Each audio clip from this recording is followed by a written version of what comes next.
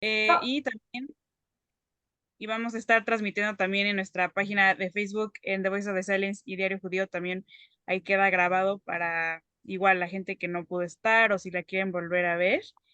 Em, bueno, a ver, un segundito que no me deja transmitir en Facebook, solo denme un minutito que no sé por qué no me dejó ahorita, pero nada más denme un minuto y ya vamos a Tranqui, comenzar. tranqui, no pressure. Sí, no, mil gracias, Francisco, de verdad, los que te conocen y los que no van a ver que la verdad que es muy necesario este tipo de conferencias siempre, pero más hoy en día. A ver, permíteme un segundo. Ay,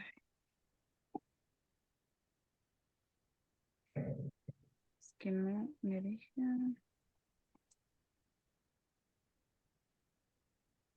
Ok. Ay, ok, ya un segundito, ya estoy ahora sí. Bienvenidos los que siguen uniendo, ya estamos por comenzar. Les decía que estoy nada más arreglando un detalle técnico que hoy eh, tenemos aquí a todo el equipo de apoyo técnico, pero ya vamos a comenzar para también transmitir en vivo en Facebook.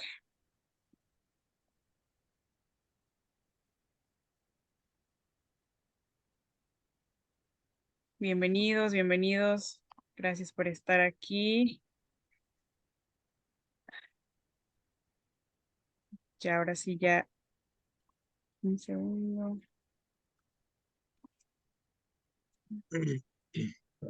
Ok, creo que ahora sí. No sé por qué no quiere estar dando. Bueno, ahorita lo soluciono, pero bueno, bienvenidos, qué gusto es verlos a todos ustedes. Para los que pues no he tenido el placer de conocer, mi nombre es Samantha Rodríguez, yo dirijo el proyecto The Voice of the Silence, que es sobre concientización del Holocausto, la Shoah, y pues para promover la pues, paz entre todos los seres humanos por todo lo que ha pasado en la historia y nos centramos especialmente en la Shoah. Yo pues empecé el proyecto porque mis ancestros fueron judíos polacos y la mayoría de ellos lamentablemente fueron asesinados por los nazis en el Holocausto y pues creo que hasta la fecha es muy importante hablar de estos temas y mucho más con lo que está sucediendo ahorita. Entonces, hoy pues tenemos con nosotros aquí al doctor Francisco Gil White. De verdad, mil gracias por estar aquí con nosotros en este día, Francisco. ¿Cómo estás? Muy bien, encantado de estar aquí. Muchas gracias por la invitación, Sam. No, gracias a ti. Y hoy vamos a hablar pues, de un tema que, pues, como dije ahorita hace unos minutos, aunque parece ser muy antiguo, pues lamentablemente hasta la fecha, y más con lo que está pasando en Israel y el mundo, pues está latente, ¿no? El antisemitismo, que, bueno, ahorita nos va a explicar un poco más lo que es Francisco, que pues él ya lleva 20 años investigando la historia judía y pues tiene una investigación súper vasta en todo esto, entonces de verdad que sé que vamos a aprender mucho. Si tienen ahí algún comentario o pregunta, pues trataremos de poder contestarlas las que pongan en el chat. Pero bueno, ese es el objetivo de hoy. Perdonen, es que nada más estaba tratando vamos a transmitirles de otra forma en Facebook, pero bueno, mientras quisiera ir, que nos pongamos un poquito en contexto, Francisco, porfa, si nos puedes contar, digo, obviamente la historia del antisemitismo es súper larga, pero un poquito un contexto, ¿no? ¿Qué tan antiguo podría decirse que es el antisemitismo y cómo era en la antigüedad para ir como comenzando con eso? Buenísimo. Podemos empezar por ahí, Sam. Claro que sí. Mira, mucha gente cree que, perdón, me presento, soy Francisco Gil White, soy antropólogo, historiador. Eh, Me dedico desde hace 20 años, como dijo Sam, a estudiar, entre otras cosas relacionadas con el pueblo judío, el fenómeno del antisemitismo. Y eh, una de las cosas que yo he visto digamos, en las discusiones como más culturalmente dominantes sobre el antisemitismo, lo que vemos es una tendencia a interpretarlo como un fenómeno que, que le pudiera estar sucediendo a muchos otros pueblos, pero no le sucede, ¿no? Entonces, por ejemplo, cuando te dicen que el antisemitismo es porque los judíos son muy raros, Pues sí, pero los ortodoxos tienen una forma de vestir y de comportarse que se sale mucho de la norma de los países en donde viven, ¿de acuerdo? Todo eso es cierto, pero los Amish son todavía más raros que los judíos ortodoxos, ¿ok?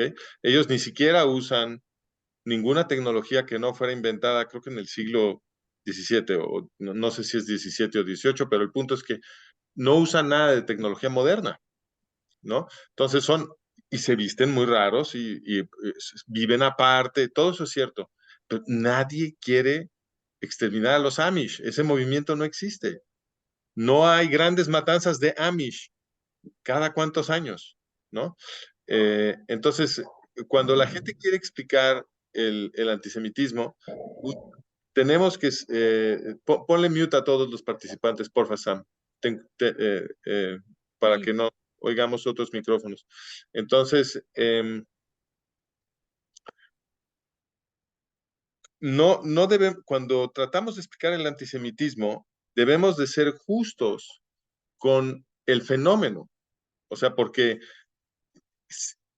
si está pasando algo que es peculiar en la historia del pueblo judío, entonces la explicación de ese fenómeno peculiar no puede ser general, no puede ser algo que si lo aplicáramos estaría pasando en todas partes y sin embargo nada más le pasa a los judíos, ¿no? Entonces, estas explicaciones, todas son iguales, del chivo expiatorio, que es que son muy ricos, es que son...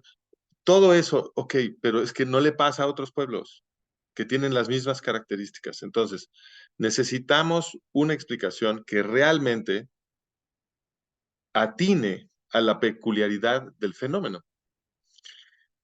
Y es un fenómeno peculiar, porque todo cambia en Occidente a lo largo de las distintas eras, de las distintas etapas de la historia occidental. Todo cambia. Cambia la cultura, cambia el sistema político, cambia la religión, cambia la organización económica, todo cambia. Y además dramáticamente, ¿no? Primero fuimos ciudades-estado, luego imperios, luego reinos feudales, luego naciones-estado. Y en todas esas etapas estuvimos matando judíos. Fuimos agrarios, luego mercantilistas, luego capitalistas, luego comunistas. Todos esos sistemas se pusieron a matar judíos.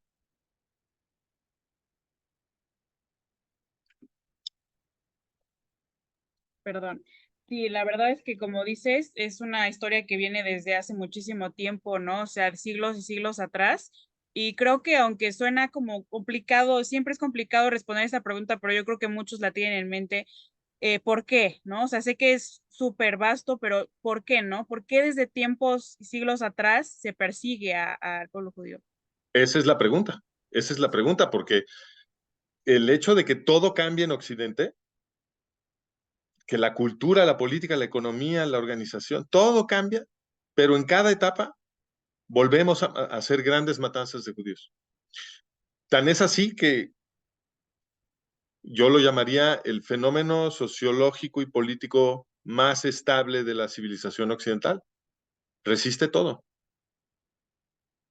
Entonces, eso quiere decir que tenemos que encontrar qué es lo que sí es consistente.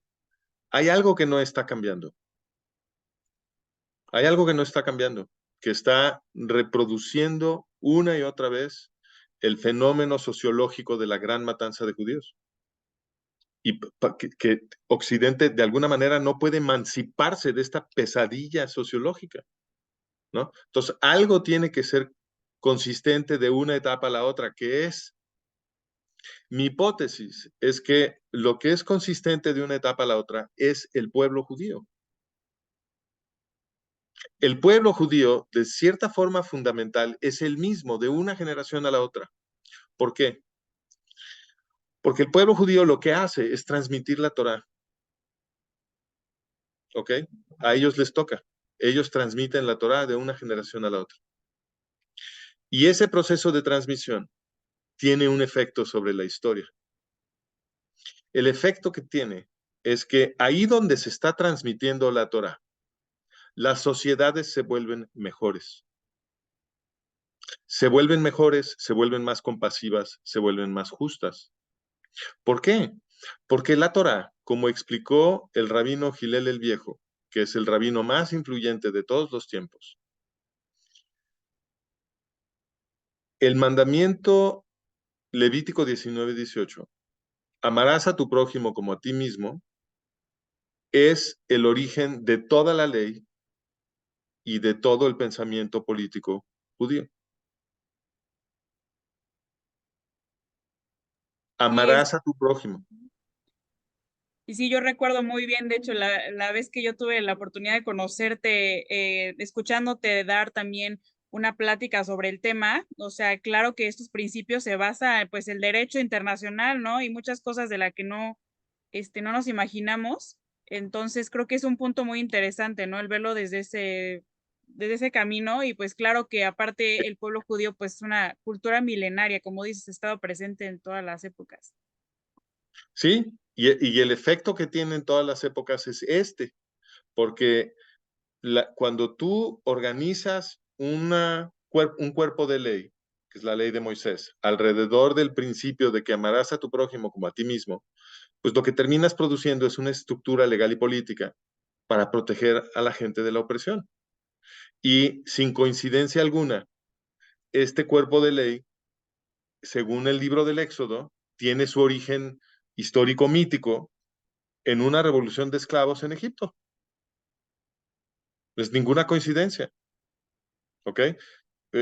La historia que cuenta el Éxodo dice que los israelitas eran esclavos del faraón y que entonces surge un líder revolucionario que es Moisés y este líder organiza una revuelta de esclavos con la ayuda de la deidad y una vez que logran los esclavos escapar al desierto del Sinaí, reciben entonces la nueva ley. ¿Qué ley es esta? Es la ley de los esclavos liberados.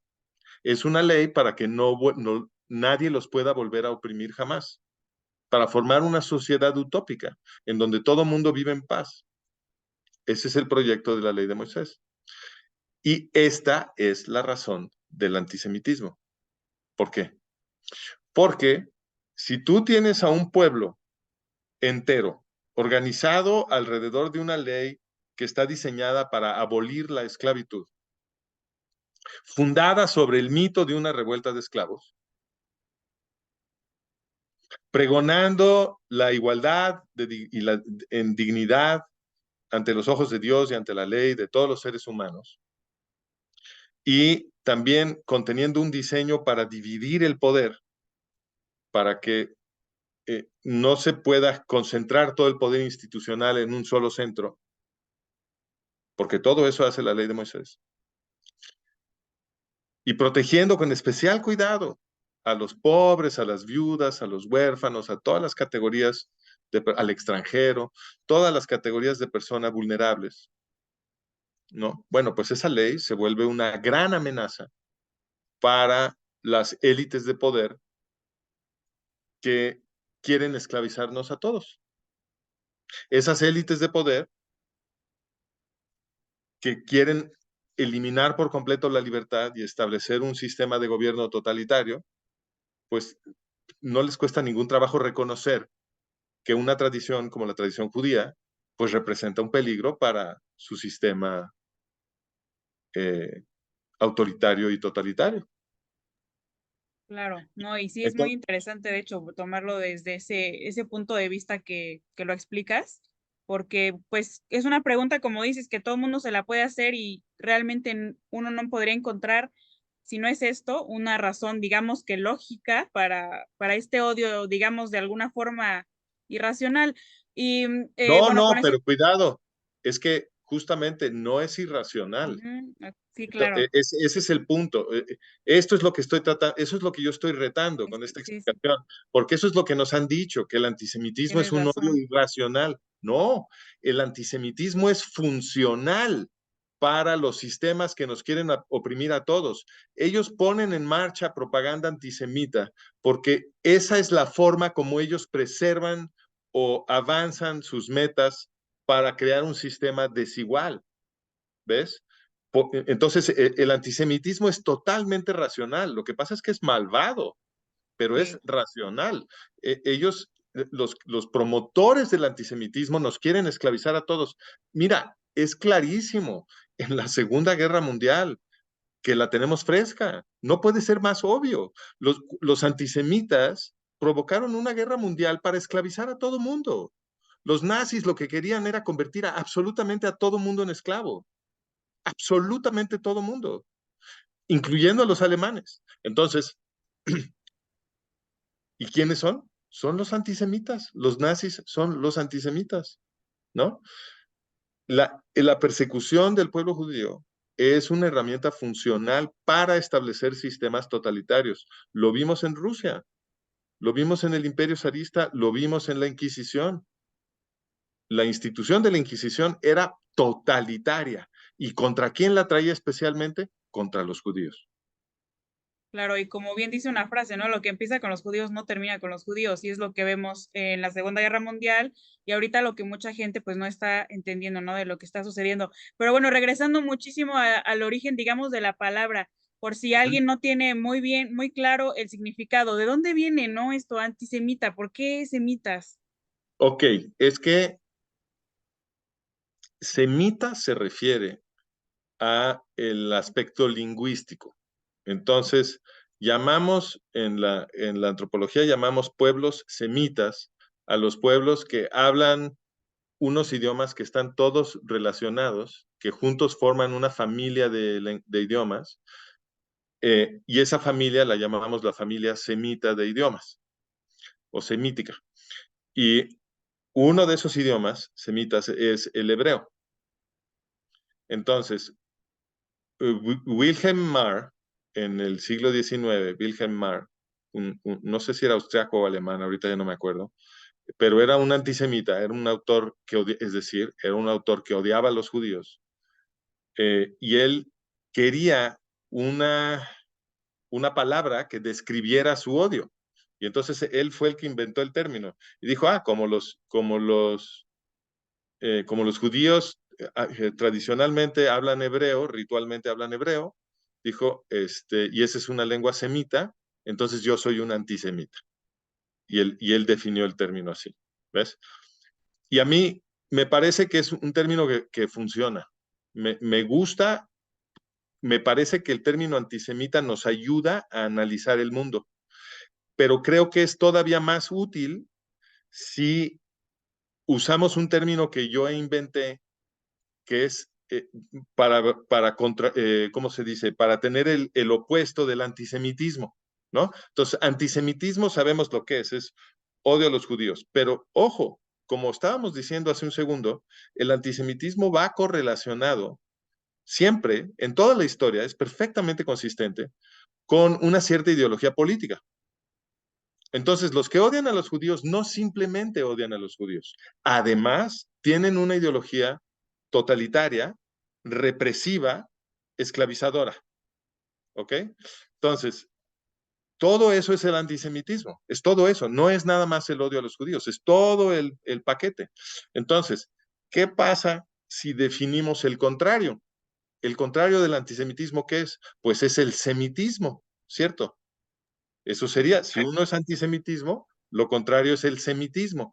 Y resulta que cuando hablamos así, podemos con mucha facilidad iluminar una estructura muy importante en la historia occidental, que es que los pueblos que inventaron la, la, digamos, la cultura civilizacional de buscar la paz universal, los pueblos que inventaron eso son los pueblos semitas de Mesopotamia. Entonces ahí, después de la revolución de Sargón de Akkad, que fue una revolución hace 4.300 años en Sumeria, Sargón lideró una revolución contra la clase gobernante sumeria y estableció el imperio acadio. Bueno, esa revolución fue peleada por los semitas. Los semitas eran los esclavos de los sumerios, o por lo menos trabajadores oprimidos de los sumerios, y ellos son los que pelearon esa revolución y hablaban acadio, y entonces el idioma oficial del imperio que fundó Sargón fue el acadio y se llamó el imperio acadio. Y ahí empieza una tradición en Mesopotamia de una ideología monárquica que ustedes van a conocer porque cuando fueron a la escuela les hablaron del código de Hammurabi, ¿no? Que es un código muy bonito para proteger a la gente de abajo, y asegurar que nadie oprima a nadie, etcétera, etcétera. Bueno, ese código de Hammurabi tan famoso es especial en un sentido porque Hammurabi fue muy influyente y 1000 años después de Hammurabi se seguía estudiando su código en Mesopotamia, pero en otro sentido no es especial el código de Hammurabi porque todos los reyes mesopotámicos hacían eso. Todos escribían códigos de leyes y los proclamaban con reformas legales para proteger a la gente pobre y a las viudas y a los huérfanos. Les va a sonar muy conocido, porque todo esto influenció la Biblia después.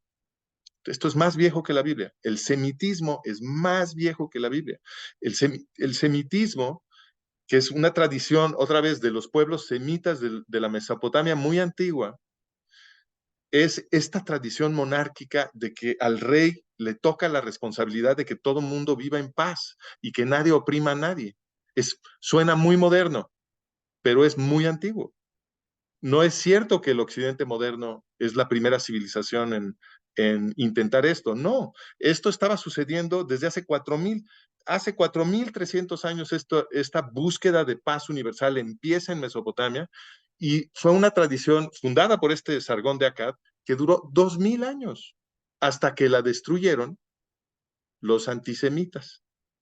Los antisemitas son los antiguos griegos. Bueno, primero los asirios, que eran tremendamente crueles y que lo que querían era esclavizar a todo mundo y celebraban en sus inscripciones y describían y celebraban orgullosamente las torturas a las que sometían a miles y miles y miles y miles de prisioneros de guerra y cómo despacito los torturaban y hacían pilares con sus cuerpos y todo eso celebraban los reyes de Asiria. Entonces este era el sistema opuesto, ¿no? Porque los reyes de Mesopotamia lo que celebraban en sus inscripciones era lo buenos que se suponía que eran y cómo iban a proteger a todo mundo y cómo iban a ser los defensores de la ética, etcétera. Entonces, aquí había una colisión entre dos sistemas perfectamente opuestos, el bien y el mal, como si la historia occidental fuera una novela de Tolkien, así tal cual.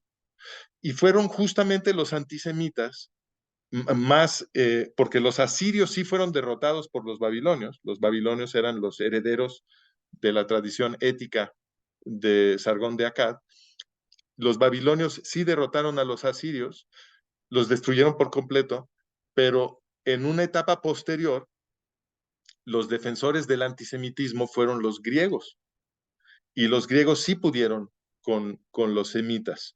Los semitas tuvieron su florecimiento su auge más importante cuando se unieron a los iraníes, que eran a los persas, que tenían una tradición que se llama el zoroastrianismo, que también era la búsqueda de la paz universal. Entonces se produjo una gran unión de pueblos iraníes, zoroástricos y pueblos semitas mesopotámicos, que llamamos el Imperio Persa Aqueménide, fundado por Ciro el Grande. Eso fue una gran coalición de pueblos semitas y zoroástricos, todos en la búsqueda civilizacional de la paz, muchísimos pueblos viviendo en paz durante 200 años en el Imperio Persa, y esa cosa tan increíble que produjo Mesopotamia y los iraníes, la destruyó Alejandro el Macedonio. Esa es la civilización antisemita del Mediterráneo. ¿Ok? Pero ¿qué pasó? Que los judíos se habían colado ya a Occidente. Los judíos que eran el producto más exquisito del imperio, de la ideología que culmina en el imperio persa, los judíos ya se habían distribuido a todos lados porque eh, el imperio persa los emperadores persas habían patrocinado el crecimiento del judaísmo. Y entonces estaban convirtiendo a todos los pueblos del mundo, los judíos. Era una religión intensamente proselitista. Y A pesar de que se colapsó el imperio persa, los judíos quedaron alojados en Occidente y ahí el proceso de transmisión de la Torá y el ejemplo del pueblo judío y el desarrollo del pensamiento judío, todos tuvieron una influencia tremenda sobre las sociedades que habían sido las peores sociedades del mundo, porque los griegos, no había nada más cruel que los griegos tenían campos de muerte, los griegos torturaban a sus esclavos por ley en las cortes, cuando un griego demandaba a otro griego, por ejemplo, este, en las cortes tenían que torturar a la fuerza a las esclavas del acusado.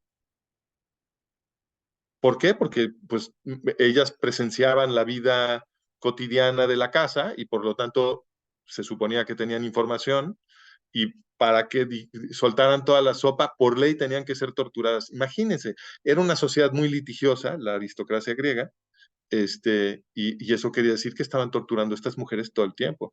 Y eso es aparte de los abusos domésticos, porque los amos de estos esclavos podían hacer absolutamente lo que ellos quisieran con ellos. Los esclavos estaban completamente fuera de la ley. ¿Ok? Entonces, esta sociedad es la que destruyó el imperio persa, donde se estaba aboliendo la esclavitud. Pero los judíos, alojados después en el Mediterráneo, en lo que fue el imperio romano, pudieron empezar a transformar a las sociedades grecorromanas, que eran psicópatas. A ellos les gustaba, a los romanos les gustaba ver cómo un león se comía a un ser humano en un estadio. Era su día de cine, ¿ok? Esas sociedades, que eran psicópatas, que eran las peores sociedades del planeta, fueron transformadas a lo largo de 25 siglos porque estaban los judíos en Occidente y los fueron influenciando y se fue mejorando hasta que se produjo finalmente la ilustración y luego las revoluciones que produjeron las democracias modernas. ¿Ok?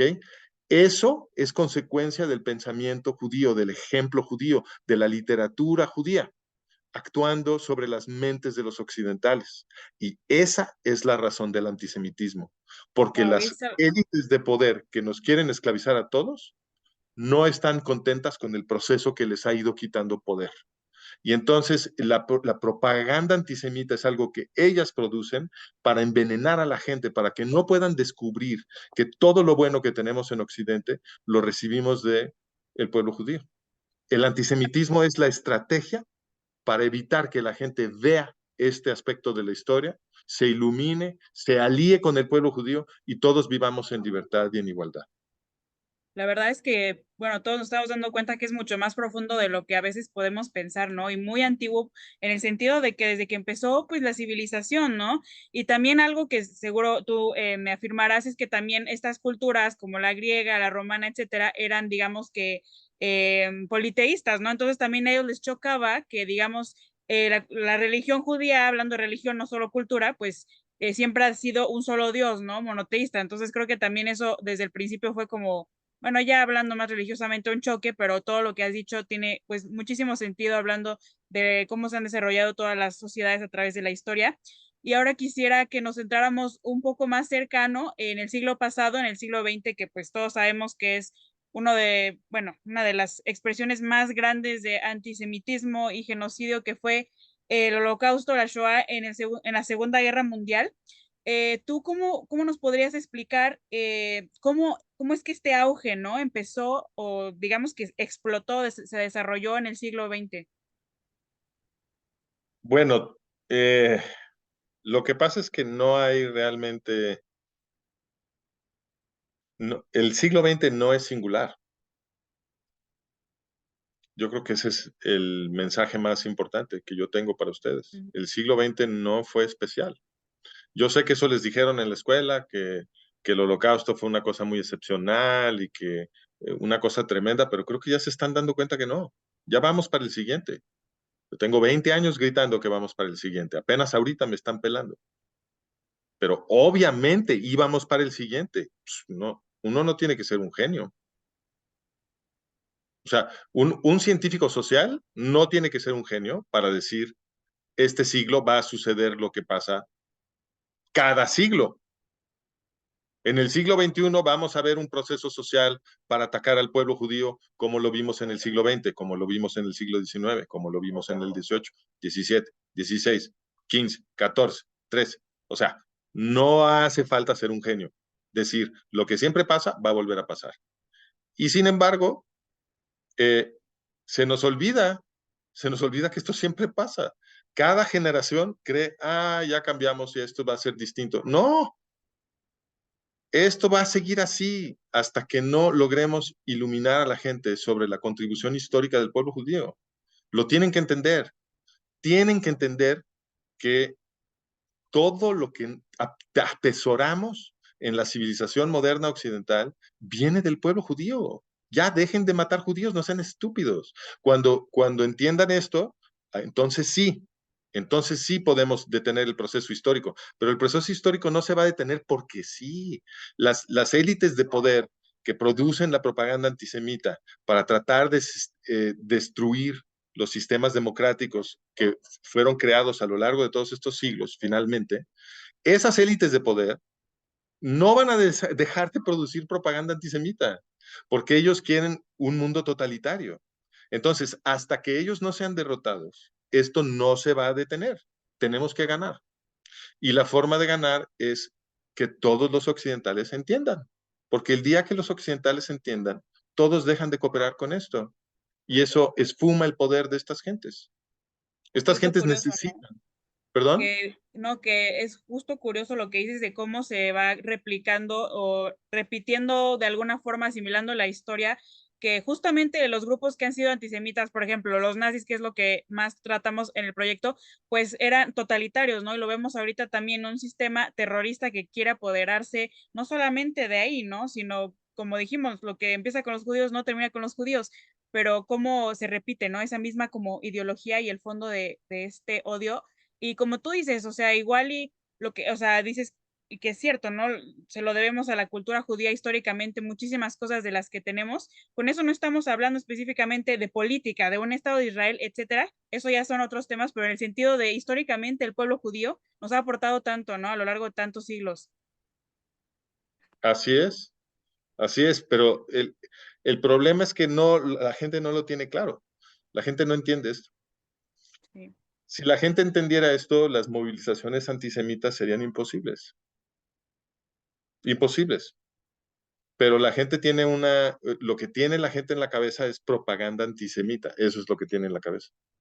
Porque la propaganda antisemita está muy bien financiada, porque la financia la gente que tiene más dinero en el mundo, las élites de poder. Entonces está muy bien financiada y eh, es muy científica. Esta gente siempre está estudiando cómo mejor destruir el prestigio del pueblo judío. Y aprenden y ponen atención.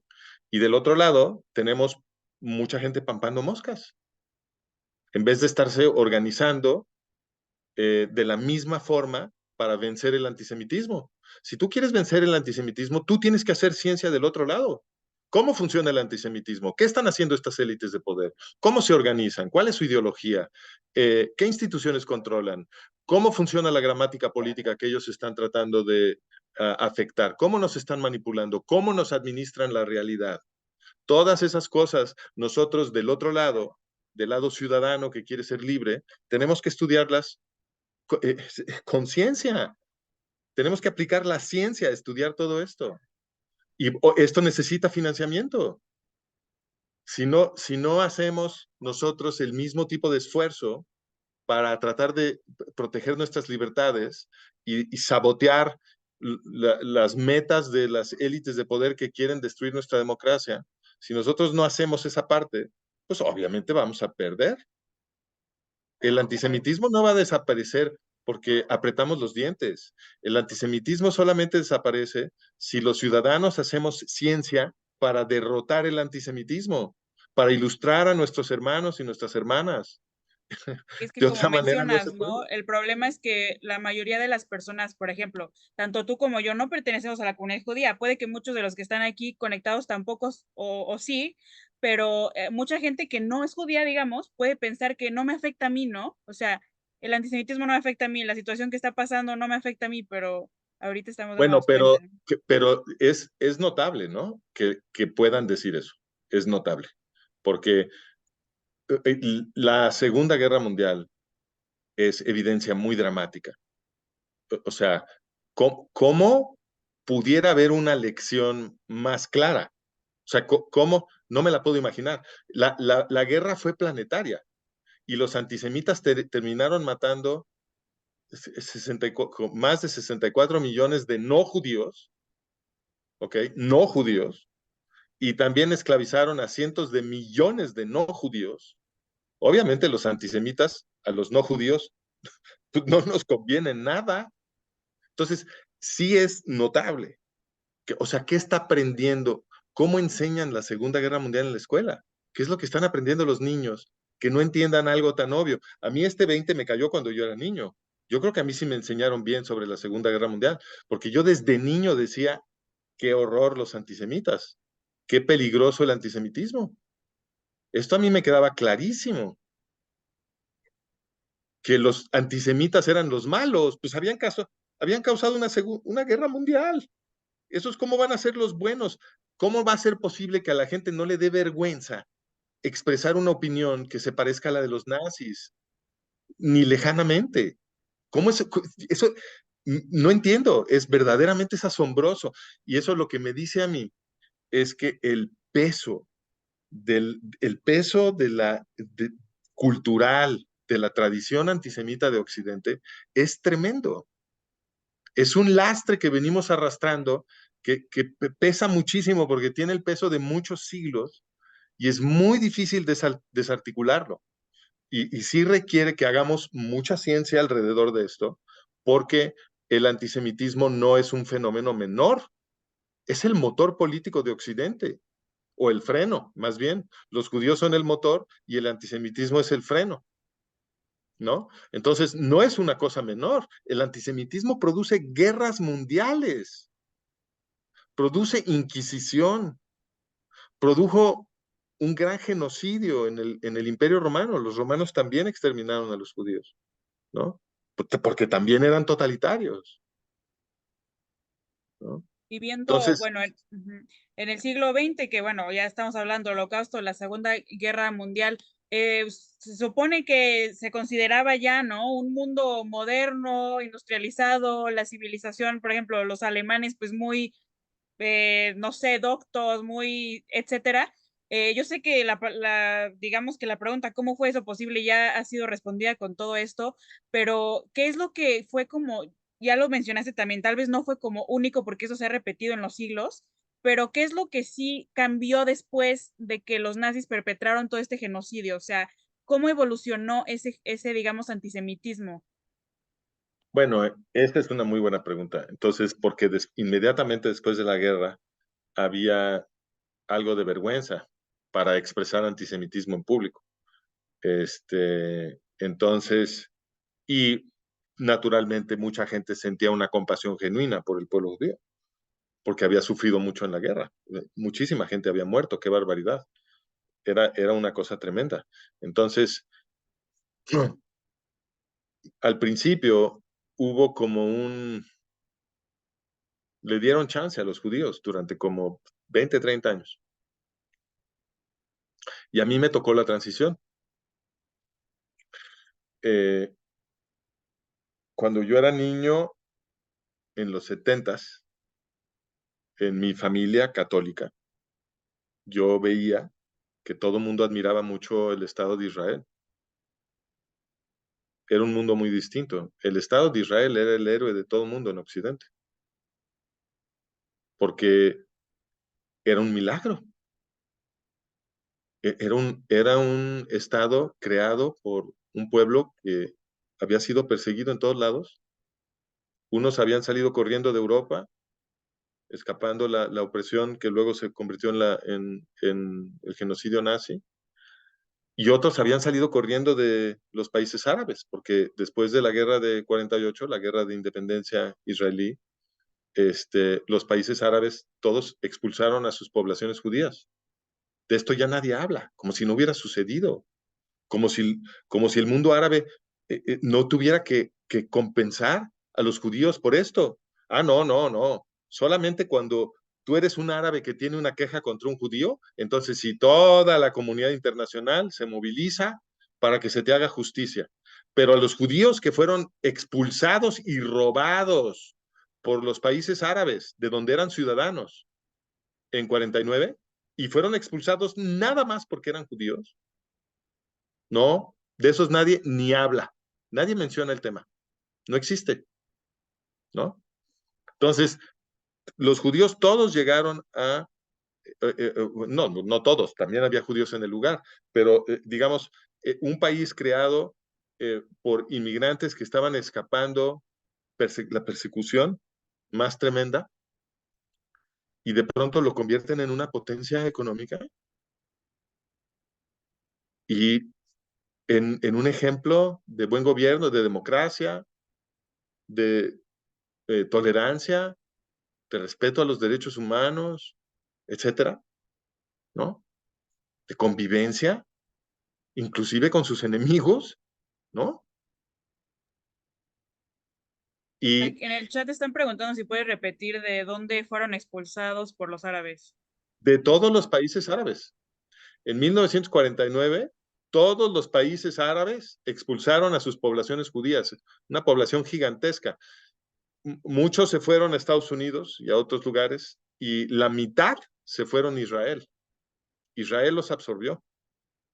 Y por eso, de hecho, la gente cree que Israel es un país colonialista europeo. La mayoría de los judíos que viven en Israel son mizrahim, son judíos morenos descendidos de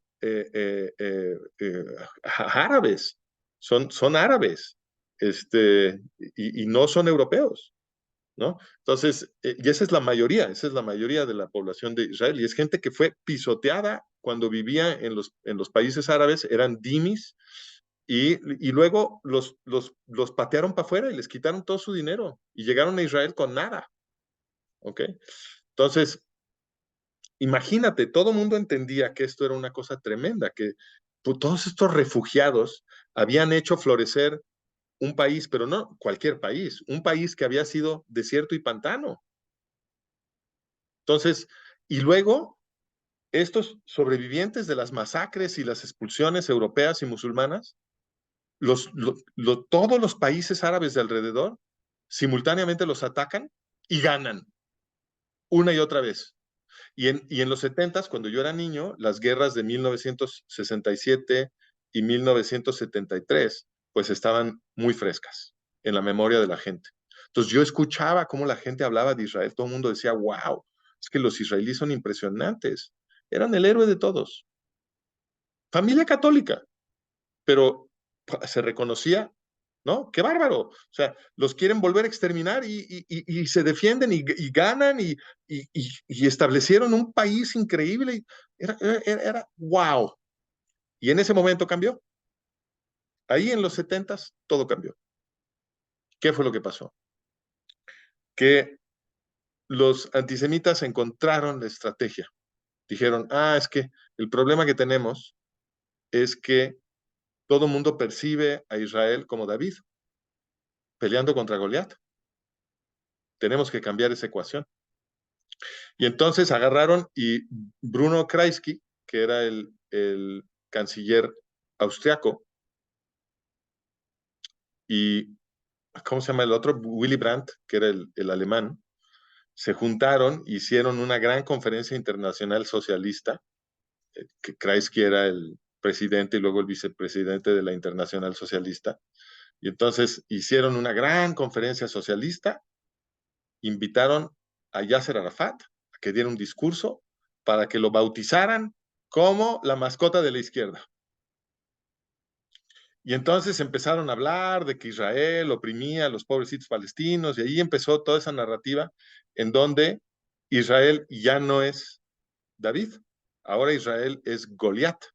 Y David es este pueblecito palestino que todo el mundo lo ha pisoteado y nadie lo quiere y no le quieren dar un estado y toda esa narrativa que es perfectamente falsa. Digo, sí es cierto que nadie los quiere, eso sí, pero porque nadie los quiere. En ningún lugar del mundo árabe vas a encontrar a nadie que genuinamente quiera a los palestinos. Los únicos que se preocupan por los palestinos son los judíos israelíes. ¿Ok? Punto, se acabó. Pero esa narrativa de que estos pobrecitos palestinos, nadie los tenemos que defender contra Goliat, que los aplasta, Goliat siendo el Estado de Israel, empezó en esa conferencia. Ahí empezó una conferencia conjunta de los dos mandatarios alemanes que hace poquito habían estado, de los países que hace poquito habían estado exterminando a los judíos europeos. A esta gente no le da vergüenza, no le da vergüenza. Y entonces esa narrativa cambió todo, porque una vez que tú creas una gramática política en la que los izquierdistas dicen que Israel es un estado imperialista, europeo, colonialista, opresor de los nativos genuinos del lugar y que son una bola de blancos que vinieron de Europa, que pisotean a los morenitos que ahí estaban y que bla, bla. Entonces, todo parece ya encajar en las mentes de la gente que no sabe mucha historia y que procesa el mundo con total superficialidad porque pues no tienen mucha educación y el envoltorio de realidad en el que viven, todo lo crean los medios, ¿no? Entonces tú les cuentas un poco esa historia y sobre todo si se las cuentas en las universidades, que fue lo que pasó, porque se los empezaron a decir toda esta narrativa de su presunta opresión israelí de los palestinos, se los empezaron a decir en las universidades, porque el New York Times convirtió a Edward Said en una estrella, en una supuesta estrella académica.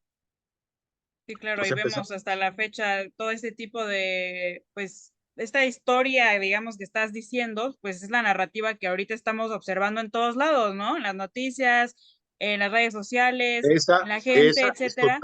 Sí, es totalmente dominante. Tienes toda la y, razón. ajá, y lo que quería preguntarte justo también es, o sea, lo más cercano a, pues lo que está pasando ahorita, este ataque terrorista jamás, esta guerra terrible, obviamente fue el holocausto nazi. ¿Cómo influye, o sea, lo que pasó en el holocausto con lo que está pasando ahorita, con Hamas, con este ataque, todo lo que está sucediendo? Hazme la pregunta porque no la entendí otra vez. O sea, ¿cuál es la relación directa, ¿no? Que tiene el holocausto con lo que está pasando ahorita. Pues es perfectamente, es una relación totalmente directa, porque lo que hacen los antisemitas que nos gobiernan es que producen procesos políticos, diplomáticos, sociológicos, etcétera, que son vendidos con una envoltorio de marketing, de relaciones públicas y de presentación gramática, podríamos decir, que parece empatar con nuestros valores, pero al mismo tiempo administran la realidad para que en esas estructuras que ellos hacen que parecen que empatan con nuestros valores, lo que va viajando es exactamente lo contrario. Entonces, por ejemplo, inventaron lo que ellos llamaron un proceso de paz y ese proceso de paz, sí, la pregunta es si Kreisky era judío, Kreisky sí era judío, pero eso no cambia nada, era un antisemita. Venía de una familia judía, pero él trabajaba con el sistema antisemita. Y de hecho, Kreisky protegió a muchos nazis austriacos que tenían que ser enjuiciados. Él los protegió. Pero bueno, regresando al punto, entonces,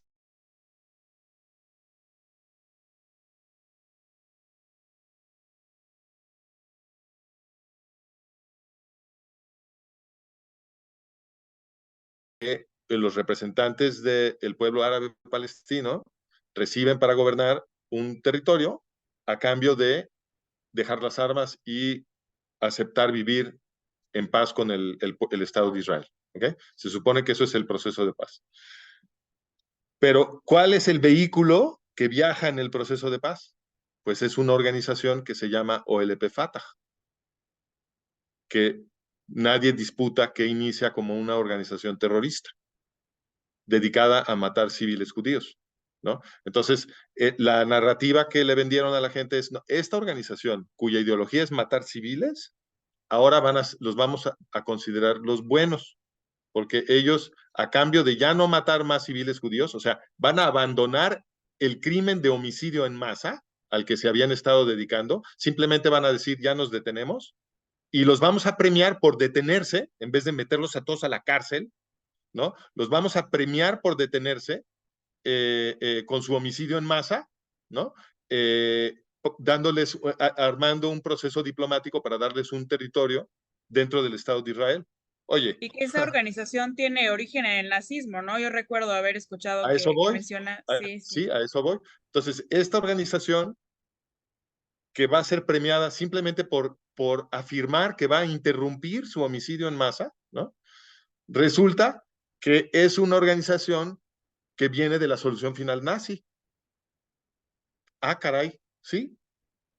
Y eso la gente no lo sabe, porque la gente no se entera menos que esto lo digan en el New York Times y en CNN, ¿no?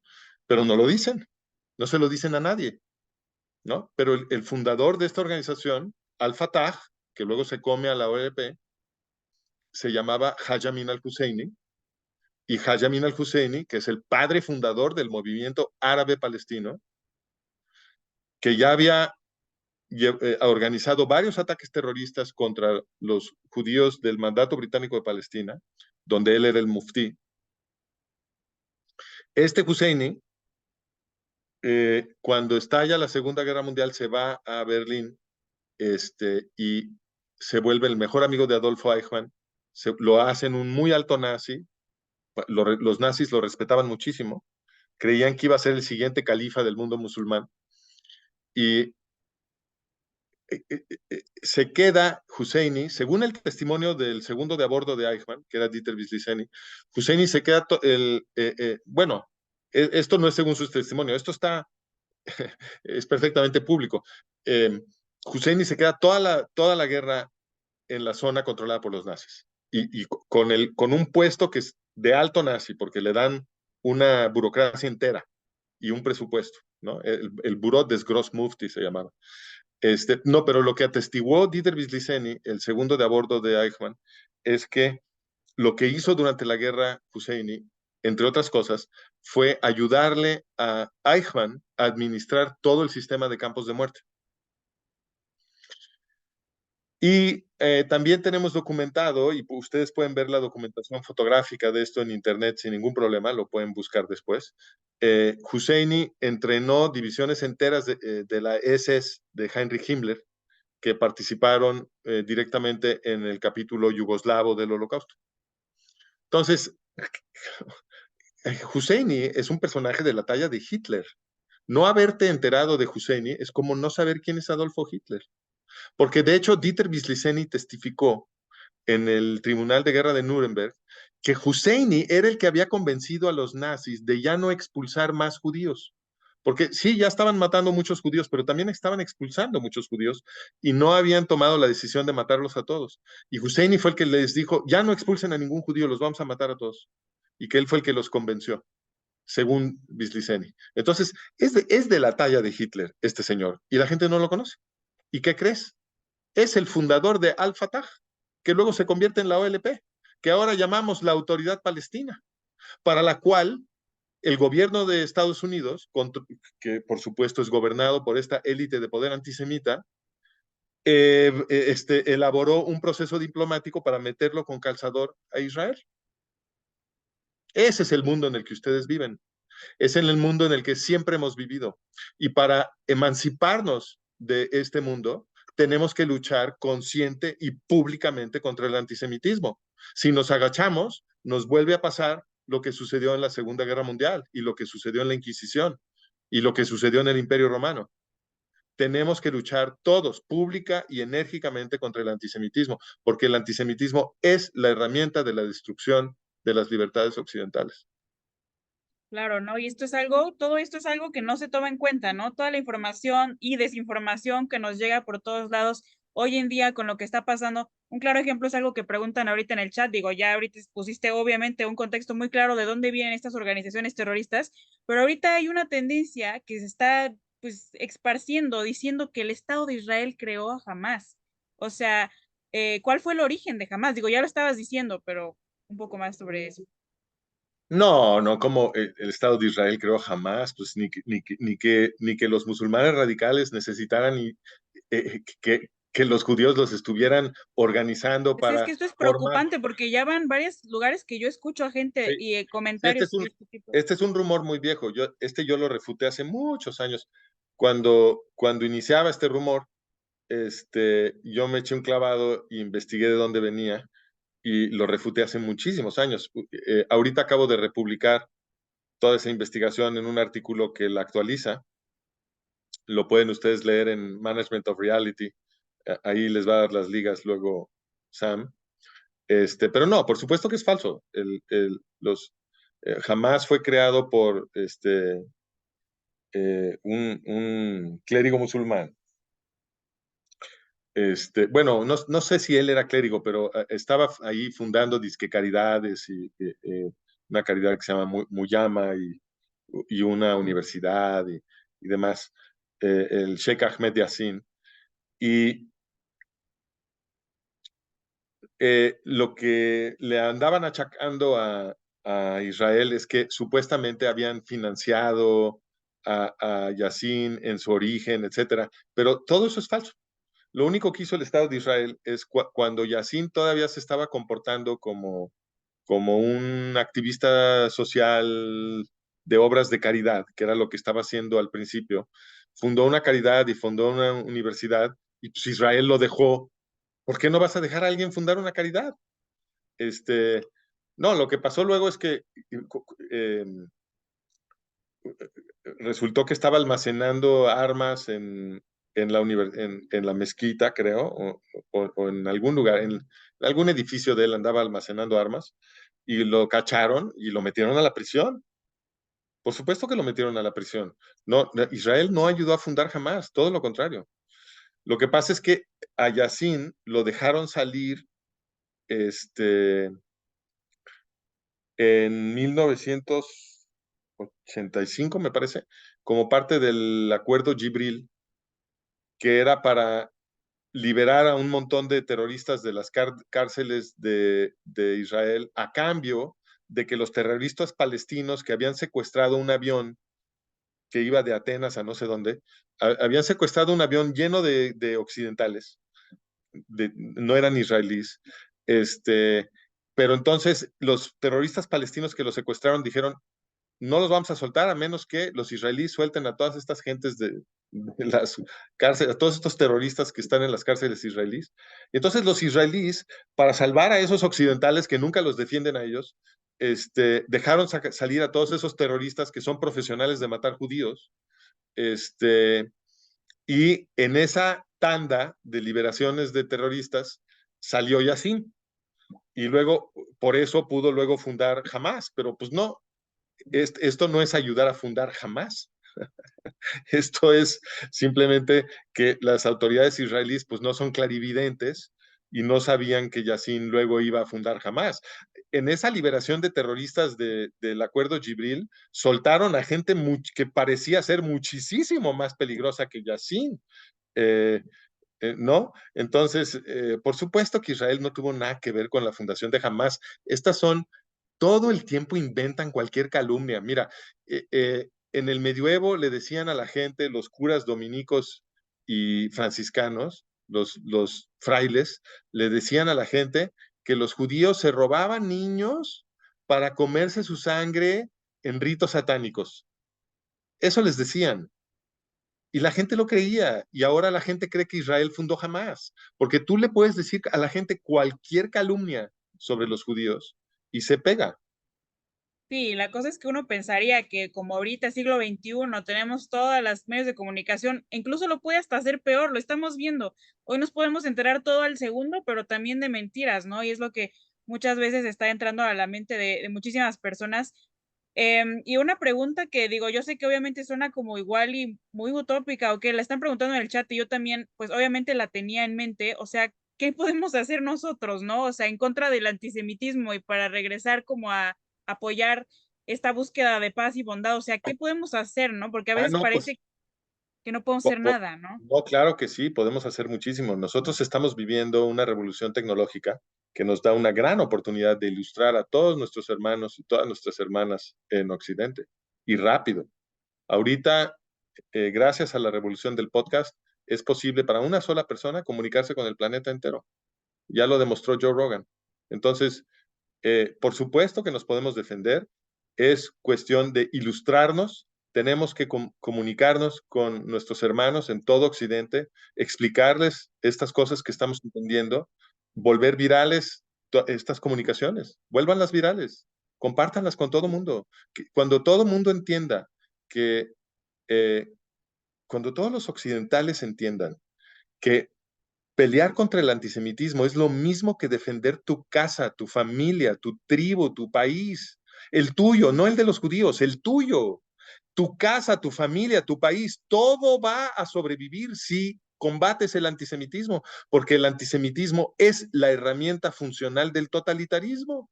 Carajo, estudia la guerra mundial, no hace falta ser un genio, está clarísimo, los antisemitas causaron una guerra mundial. O sea, no hace falta ser un genio. Lo único que tienes que hacer es detenerte un segundo y observar en tu cabeza y preguntarte, ¿será? ¿Será que los judíos que tiran millones de papelitos avisándole a los palestinos dónde va a haber una operación para que se salgan y corran y no sufran y no mueran, ¿será que esos son los malos? ¿Será?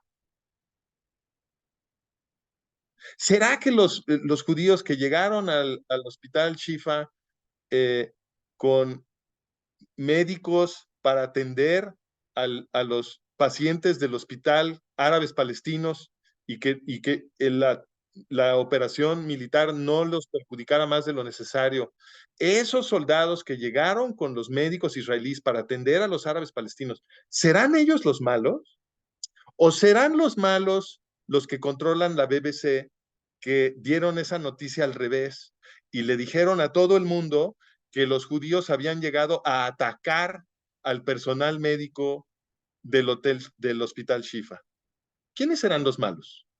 ¿No? Si nos empezamos a hacer este tipo de preguntas, ¿no? Podemos empezar a jalar el hilo y empezar a descubrir cuál es la verdadera estructura del mundo, atrás de este envoltorio de realidad que nos han creado con el control que tienen los antisemitas del sistema de medios y del sistema de educación.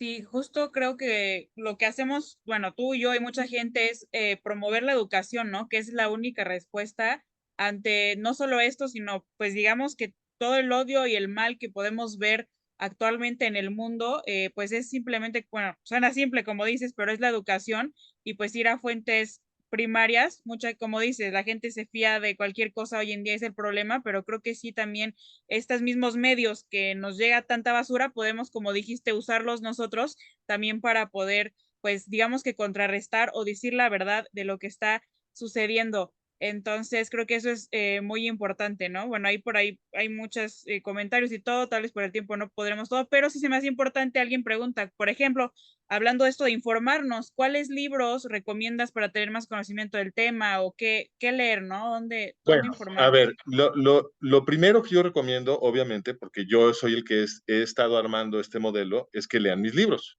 porque obviamente el modelo que yo defiendo, en donde mejor lo van a poder entender, es en mis propios libros. Pero por supuesto que mis libros, yo no hago ninguna afirmación sobre la historia occidental sin darles la documentación que me respalda. Entonces, todas mis afirmaciones tienen pies de página y en los pies de página ustedes van a ver las referencias a otros documentos que ustedes pueden ir a consultar, ¿no? Entonces, si puedo compartir la pantalla un segundo, Sam. Sí, espérame, ahorita te pongo de... Perdón, es que tengo un problema ahorita. Sí, sí. Ya mandé el link de tu página, pero ahorita te pongo para compartir. Perfecto. No, nada más Ya, para que les enseñe el volumen al que me refiero. Entonces, por ejemplo, si ustedes vienen a esta página que se llama Management of Reality,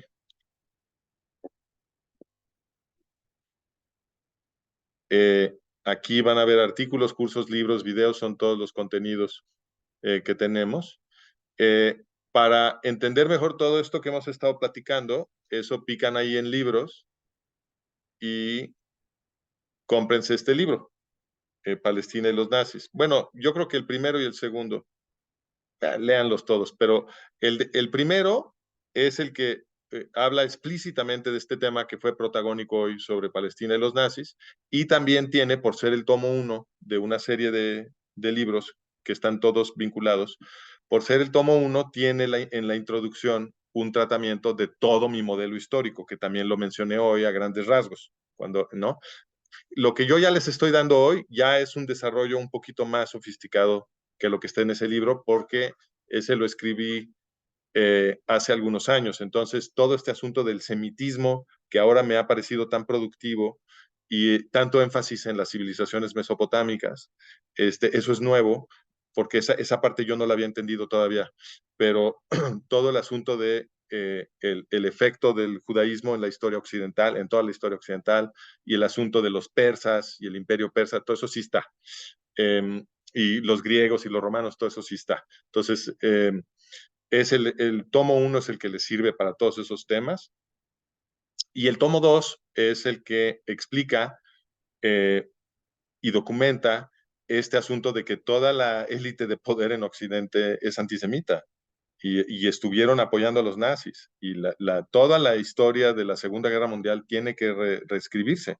Y de hecho, esa es la ambición de esta serie de libros. El colapso de Occidente es un reescribir lo que fue la historia de la Segunda Guerra Mundial, interpretada como yo creo que debe ser interpretada, y hablándote de toda la historia occidental para que la Segunda Guerra Mundial y Shoah puedan entenderse, ¿no? Para que dejen de ser ese misterio que nos dijeron en la escuela que supuestamente es, ¿ok? Entonces ahí están los 5 libros que ya publiqué de esta serie, faltan otros 5, y ya pronto voy a publicar tomo 6 y tomo 7. No, muy interesante y creo que vale la pena que leamos estos libros que has escrito con toda esta investigación de tantos años que has hecho. Pero mil gracias por compartir, ¿Me das un Francisco. segundito más Sí, sí, sí, claro. de comercial? Y aquí tienen la liga de los cursos. Sí, el curso, Este, porfa. Sí, les quería decir, y estamos ahorita por abrir un curso que se llama El boicot antinazi de 1933. Si pican ahí van a ver los materiales del curso. Los invito, es un curso bien interesante porque es un tema bien profundo. En 1933, cuando Hitler tomó el poder, todos los judíos de Occidente, los judíos de a pie, lanzaron un boicot en contra del Tercer Reich, sin el apoyo de sus propios líderes, sin el apoyo de los gobiernos de Occidente, más bien con la oposición de todas esas élites de poder, contra la oposición de todas esas élites de poder, lanzaron un boicot internacional de la Alemania nazi, que estuvo a esto de destruir al Tercer Reich en la cuna. Este boicot estuvo a punto de salvar al mundo. Y lo que demuestra este boicot, que lo hizo la gente de a pie, repito, no solamente sin esperarse a que sus líderes lo hicieran, sino en contra de la oposición de sus líderes. Les valió. Lo organizaron y estuvieron a esto de destruir a Hitler, cuando acababa de tomar el poder. Entonces, sí se puede. Ellos demostraron que sí se podía defender a Occidente. Les faltó muy poquito. Ahí está la otra lección. ¿Por qué no pudieron? En parte porque los gobiernos de Occidente se opusieron con todo y trabajaron duro para salvar a Hitler. Esa fue una razón. Pero la otra fue que hubo una controversia dentro del liderazgo de la comunidad judía, tanto en la diáspora como dentro del movimiento sionista. Y esas controversias no se pudieron resolver, no se pudieron poner de acuerdo, y por eso no se pudo formar una oficina central para organizar el boicot a nivel internacional, que era necesario para que con mayor facilidad los consumidores de bienes y servicios alemanes pudieran fácilmente encontrar oferentes alternativos y darle solidez al boicot, porque pues, la gente necesita sus productos y sus servicios, ¿no? Entonces había que generar una alternativa estable. Esa oficina central no se pudo formar por las controversias, las divisiones, inclusive los odios que había, por ejemplo, entre sionistas, laboristas y revisionistas. Y eso es una lección muy importante porque esa desunión salió muy cara, muy, muy cara. en una coyuntura donde pudo haber sido destruido Hitler, se salvó y la consecuencia fue la Segunda Guerra Mundial que se tragó al planeta entero y Shoah.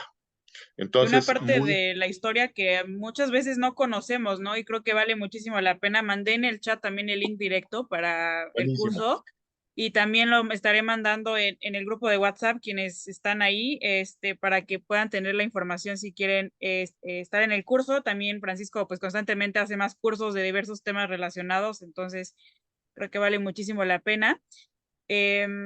Bueno, y creo que ya respondimos algunas de las preguntas, algunas son como ya un poquito más políticas, entonces no nos vamos a meter ahorita en eso, pero por el tiempo quisiera pues que tomáramos una foto de la reunión, que siempre tomamos una foto de nuestros eventos, entonces si quienes puedan prender su cámara sería bueno para que pudieran salir en nuestra foto.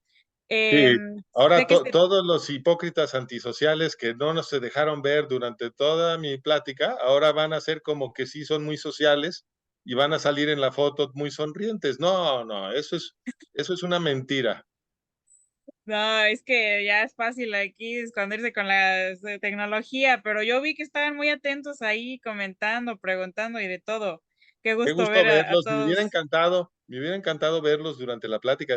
Me la pasé viendo puros cuadros negros, No, excepto pero por sí, Raquel y Sara, que me dio mucho gusto poder tener las reacciones por lo menos de dos personas. no, qué gusto verlos por ahí. Creo que ya muchos tienen prendida la cámara, los que le llegaron a prender, entonces vamos a tomar la foto. Denme un segundito. Esperen, ahorita si no, si pueden no comenten en el chat, porfa, para que no salga en la foto. Ok, una, dos. Y esperen que alguien más está prendiendo la cámara ya. Tres. Ok, súper. No, pues de verdad, mil gracias, Francisco. Yo sé que este tema da para muchísimo. O sea, podríamos estar hablando aquí horas, pero Da bueno, para lo un bueno que curso. tenemos tus libros, tenemos tus cursos y también pues información, documentos históricos para seguirnos informando de todo esto. Pero pues te quiero dar gracias nuevamente porque la verdad es que como lo mencioné al principio, hoy más que nunca se necesita el pues realmente estar informado de lo que está pasando y cómo los hechos históricos se relacionan con los otros, ¿no? Yo estaba A también ver, pensando en cómo, o sea, por ejemplo, obviamente los nazis, Hitler se fundó en ideas que ya existían, ¿no? En antisemitas, en autores que ya eran desde antes. Ahorita vemos cómo los de Hamas también, en el nazismo y en ideologías, pues, totalitarias. Entonces, qué importante y claro, ese libro creo que valdría mucho la pena que lo leamos todos. Sí. hay que picar esos botones, ¿ok? Piquen No, esos. de verdad, creo que vale muchísimo la pena. Yo también ya quiero leer el libro. Y gracias a todos por estar aquí en esta tarde. Pues esperemos seguir colaborando, Francisco, tener otras conferencias tan interesantes aquí en Zoom, incluso algún evento, no sé, presencial en Ciudad de México alguna vez.